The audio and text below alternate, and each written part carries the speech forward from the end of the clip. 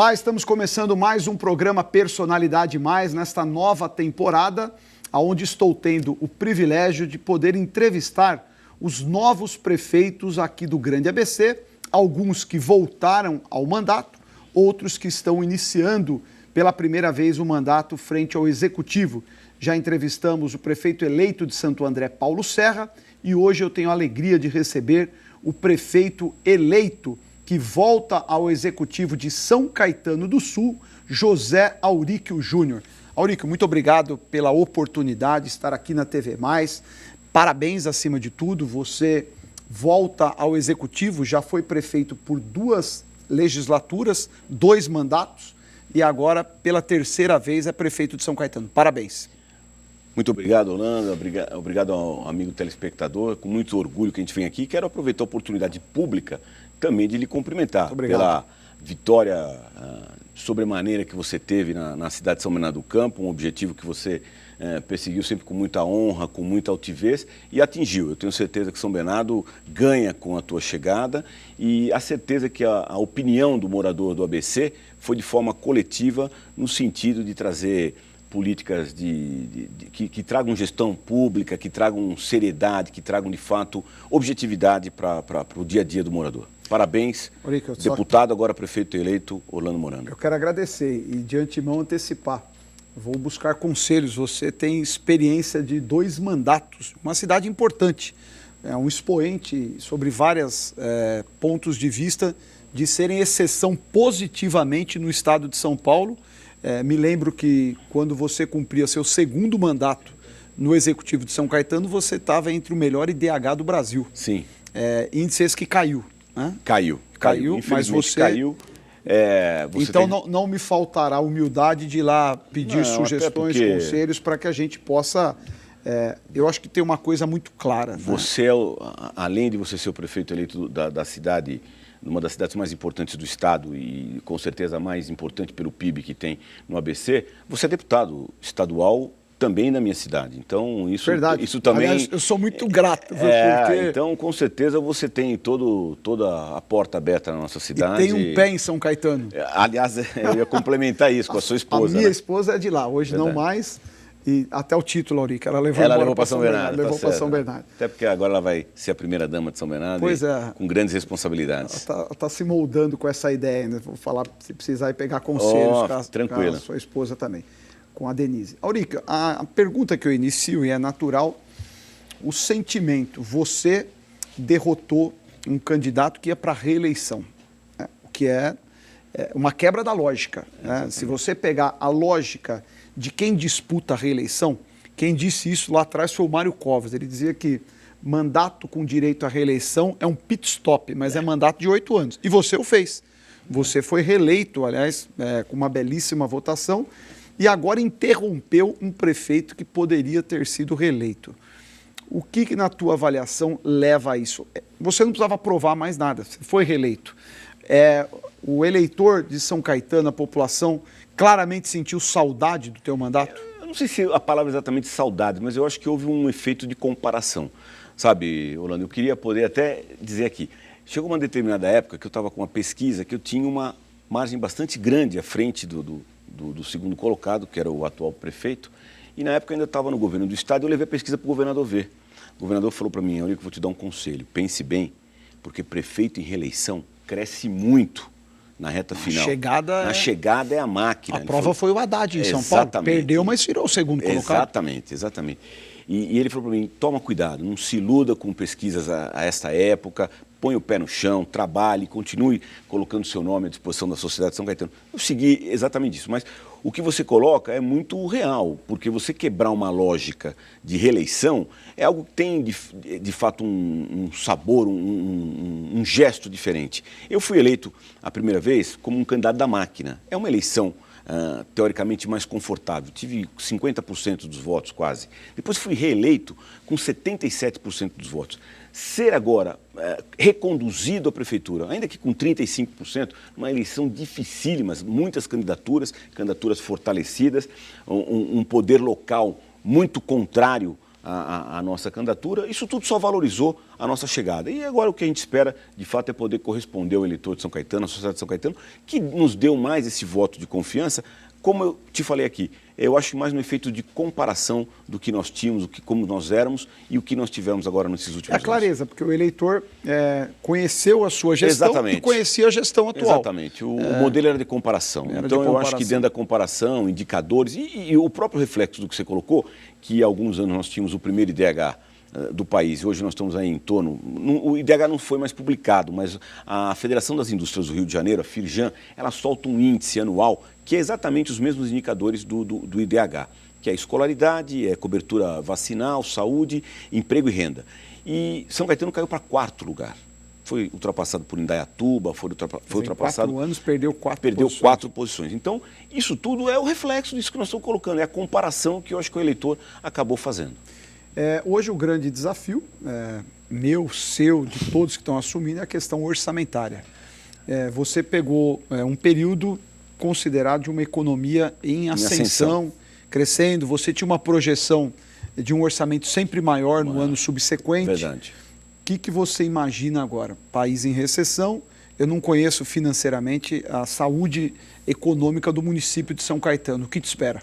Não é boa. Saúde econômica não é boa. Como não me desanima, é a cidade mais rica do ABC. Não, mas não é boa, não. Infelizmente, ainda que a gente não conseguiu ainda iniciar o processo de transição, mas os números que são públicos aí, através do Tribunal de Contas, do próprio site da Transparência, não são bons os números de saúde. Mas mais do que isso, Orlando, nós vamos enfrentar talvez o pior ano. Eu tive ontem num seminário onde o economista Raul Veloso, talvez seja o maior economista em termos de planejamento e orçamento do país, ele apontou que nós vamos ter um PIB negativo para o ano que vem, estimado, que estava estimado em 4%, e falou que no mínimo, o real vai ser de 5,5% a 6% de PIB negativo. Nós aqui no ABC vamos sofrer isso. A sua cidade, então, nem se diga. Eu acho que a nossa missão fundamental é de procurar o desenvolvimento, procurar o emprego, procurar a renda para essas famílias, porque esses 12 milhões de desempregados, tenho certeza que há uma concentração muito grande aqui no ABC e isso vai se agudizar se a gente não tiver uma política de fato voltada. Você tem estatística de número de desempregados em São Caetano? São Bernardo é 18%. Santo André, o Paulinho me disse na outra entrevista que era 21%. O CAGED de São Caetano fala em 17%. É parecido com o de São Bernardo. Com o de São Bernardo. Eu acho que deve estar em torno da casa dos 20%, como deve ser. Né? É um número muito grande, porque isso impacta diretamente em toda a família, isso traz uma quebra de serviços significativos que vão ser onerados pelo setor público, ou seja, são cenários difíceis. Nós temos que produzir um ajuste econômico, um ajuste entra fiscal. Também fechando torneira. Não tem jeito. Cortes. Corte em todas as linhas, estamos já sentados com um grupo de economistas, cargos, congelamento de cargos, corte de cargos, vamos enxugar a máquina, estamos estudando extinção de algumas fundações e autarquias, estamos fazendo um ajuste, porque não vai ter outro remédio. Não tem dinheiro novo. Não tem dinheiro novo, muito pelo contrário, eu acho que há perdas. E uma coisa que me preocupa muito em São Caetano, de forma específica, se você pegar a curva nossa de participação no ICMS do Estado, ela é descendente. A nossa também. A de São Bernardo também? Também. Uma notícia triste essa. Eu achava que São Bernardo tinha mantido, pelo menos, descendente o número. Também. E isso é muito ruim, porque quer queira, quer não queira, e São Bernardo não é diferente, a nossa principal receita é a transferência do ICMS. O meu é ICMS e ISS. Pois a ordem é essa, em São Caetano também. Nós invertemos, o IPTU vem na... O IPTU e o ISS, eles se parelham. O nosso é lá embaixo. É baixo. Mas isso tudo demonstra o quanto nós dependemos da atividade industrial. Então, eu temo muito, Orlando, quando a gente escuta, não no caso de São Bernardo, no caso de São Caetano, quando eu escutava nas campanhas, nós precisamos procurar uma nova vocação para São Caetano. Meu Deus, a vocação de São Caetano tem e deve continuar sendo a vocação industrial. O que nós precisamos é agregar valor a essa atividade industrial, é trazer o serviço, mas a prestação de serviço voltada à atividade industrial, para que você não perca essa massa de ICMS, que é o carro-chefe da nossa cidade, representa algo em torno de 55%, 60% da arrecadação do município. A cidade é muito dependente ainda, vocês têm uma das maiores montadoras do país, como nós temos em São Bernardo, mas a GM é um expoente.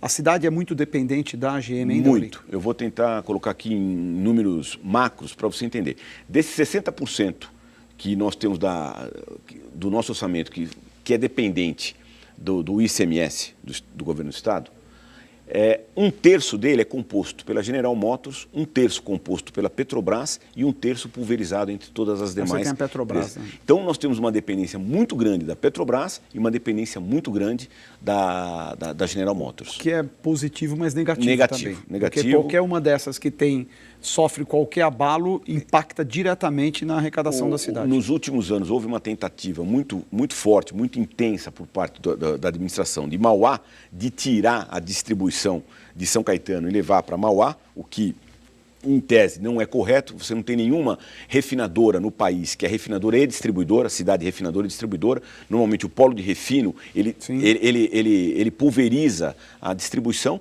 No caso aqui, a Capuava tem 2 pontos de distribuição, São Caetano e Barueri, e a Prefeitura de Mauá tentou fortemente, e com uma inércia muito grande de São Caetano, de levar isso para Mauá. Nós precisamos recuperar esse processo, até porque isso estava dentro do quadro, possivelmente, da Petrobras antiga. Acho que nos novos moldes isso deve ser... Isso que eu ia te perguntar. Você chegou a tratar isso ainda quando era prefeito comigo. Foi. Eu, como deputado, eu lembro da sua preocupação. Foi uma batalha, o Donizete Braga estava se tornando prefeito, queria fazer uma bravata, tinha ascensão sobre a Petrobras e você foi muito resistente. Toda esta crise de corrupção da Petrobras impactou sobre investimentos para São Caetano? Seguramente, ou não? seguramente. Também. Você tinha, porque quando a gente fala em Petrobras, em São Caetano, nós estamos falando em 2 empresas subsidiárias da Petrobras, a BR Distribuidora e a Transpetro. A BR foi uma das que mais... A BR foi onde sangrou e a Transpetro também. As duas principais... E a Transpetro tinha um programa de investimento para São Caetano muito grande na revisão. Estava tudo estacionado. Então nós vamos ter que retomar, estamos procurando a direção da Petrobras. A sociedade não tem noção do estrago que foi essa corrupção do PT na Petrobras. Com certeza isso capilarizou a sociedade como um todo, todas as cidades, mesmo as cidades não envolvidas, como é o caso de São Caetano, São Bernardo, Santo André, vão pagar um preço por isso, não tenho dúvida disso. José Auríquio Júnior, prefeito eleito, aliás, pela 3ª vez na cidade de São Caetano do Sul. Eu vou te pedir licença, nós vamos para um rápido intervalo comercial, mas nós temos mais um bloco em que você vai conhecer, saber e agora em especial neste bloco, o que espera e o que pensa e o que vai ser executado em São Caetano do Sul pelo prefeito José Auríquio Júnior. Continue com a gente no Personalidade Mais.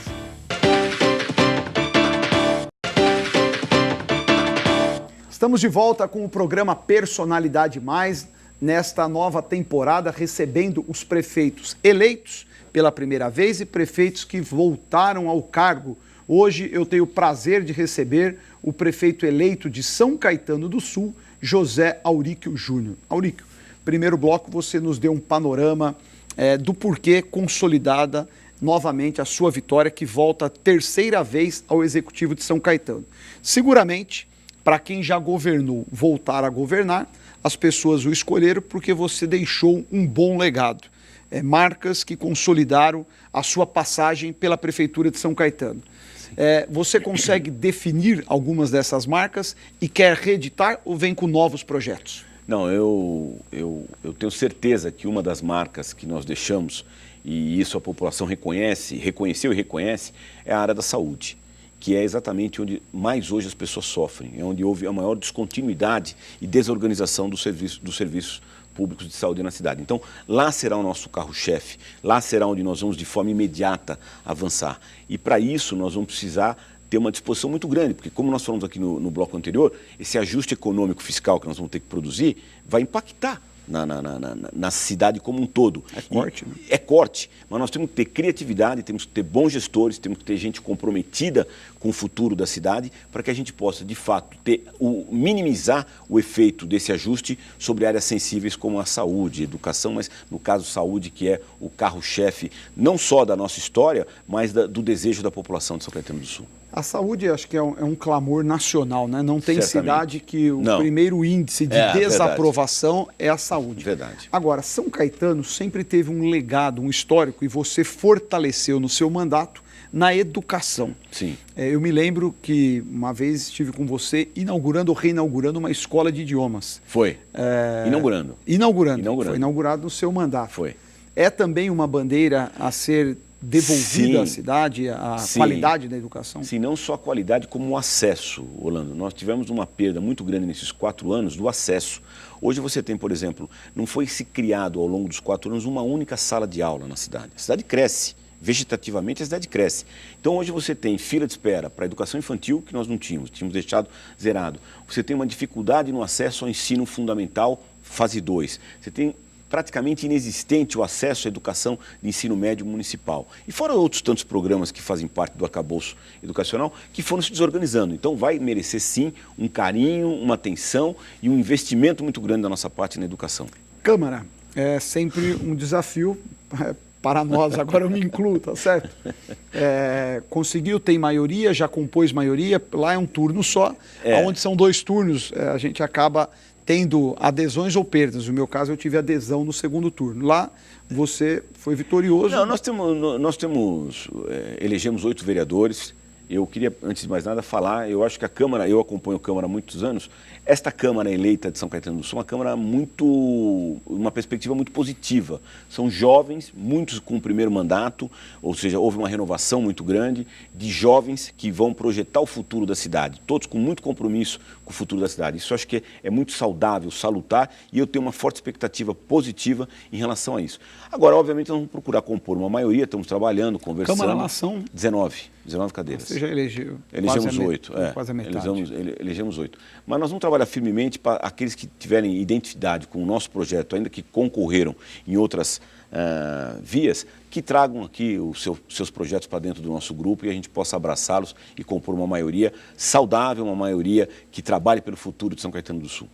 Aurico, tem uma pergunta que ela se tornou ainda mais recorrente, eu acredito que para mim, mas para você também, para todos os prefeitos eleitos da região metropolitana, em especial nós que somos do PSDB. Eu sou PSDB, Aurico é PSDB, Paulo Serra é PSDB.